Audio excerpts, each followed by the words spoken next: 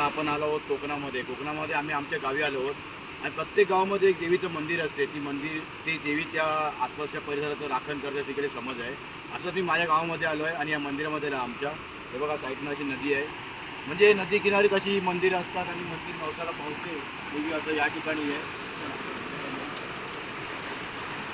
विहीर आहे, जुनी विहीर आहे मंदिराची, यात पाणी असतं आणि अशी नदी चालली मंदिराच्या बाजूने.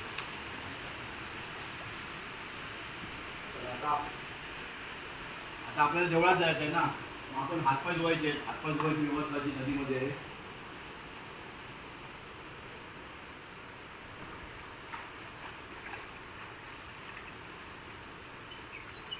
तुम्हाला सांगतो कोकणामध्ये असे निसर्गरम्य अशा जागेमध्ये अशी देवीची मंदिरं बसलेली आहे.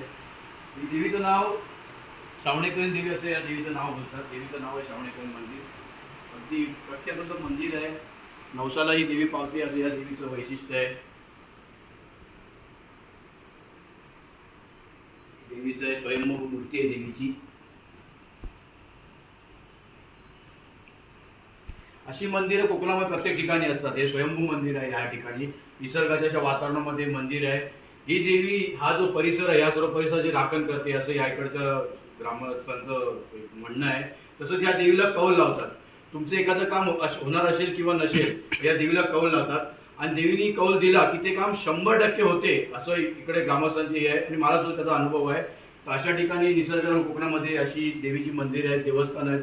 तुम्ही जर भाविक असाल तर कधी दर्शनाला आलात, जर कधी या कोकणात फिरलात, अशी निसर्गामध्ये बसलेली असंख्य अशी ठिकाणं आहेत देवांची, देवस्थानची. या ठिकाणी कधीही या आणि याचं दर्शन करा. येवा कोकण आपलं असा.